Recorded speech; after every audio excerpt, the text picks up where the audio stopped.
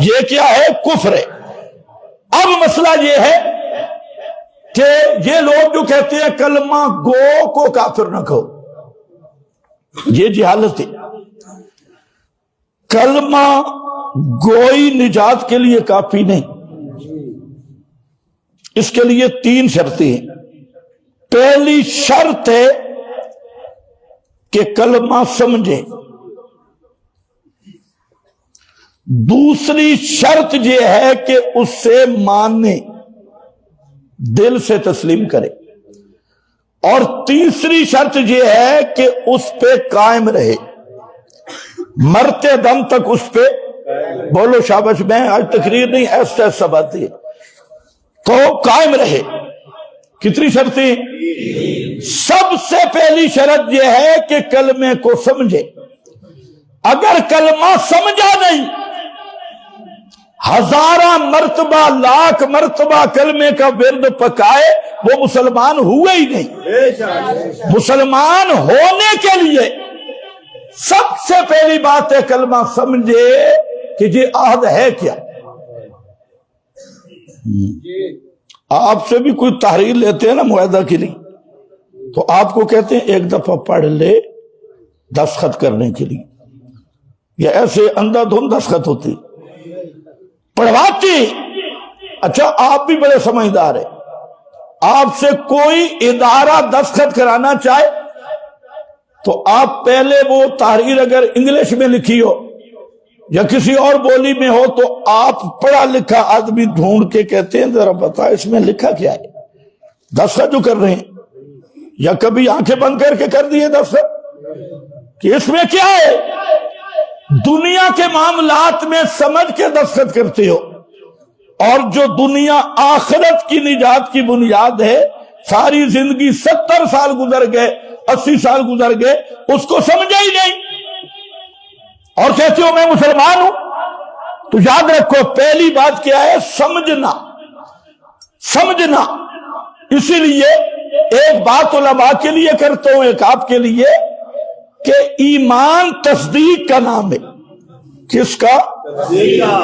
اور یہ تصدیق منطق والی نہیں۔ مولوی ساری زندگی اسی میں پڑے رہے، ہمارے بڑے عالم ہیں اور بڑی کتابوں کی شروحات لکھی ہے، اہل سنت عالم ہے، علامہ تفتزانی معروف ہے۔ وہ بھی جہاں ایمان کی جب تصدیق کی تو وہ منطقی آدمی ہے، تو وہ خود کئی شبہات کا شکار ہوئے، اور کبھی کوئی جواب دیتا ہے کبھی کوئی جواب دیتا ہے۔ بھائی بات کیا ہے؟ ان شبہات میں جانے کی کیا ضرورت ہے؟ ایمان تصدیق کا نام ہے، لیکن یہ تصدیق منطق والی نہیں، یہ تصدیق شرعی تصدیق ہے۔ منطق والی تصدیق میں حکم لگایا جاتا ہے، زید قائم، زید کھڑا ہے، یہ ہے سے تصدیق بن گئی۔ لیکن جو شرعی تصدیق ہے اس میں صرف جاننا نہیں ہوتا، اس میں ماننا ہوتا ہے۔ جاننے اور ماننے میں فرق ہے۔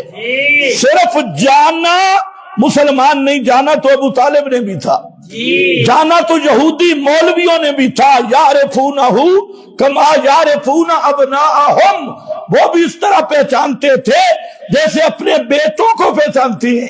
جانتا تو ابو جہل بھی تھا، ابو جہل نہیں جانتا تھا،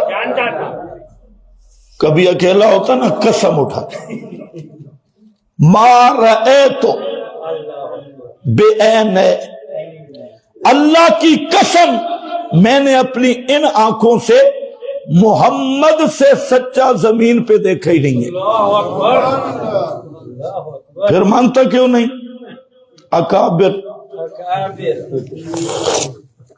اکابر بزرگ، پیو دادا، چودراہٹ، اور آج بھی 99% مولویوں کو مسئلے کا پتہ ہے۔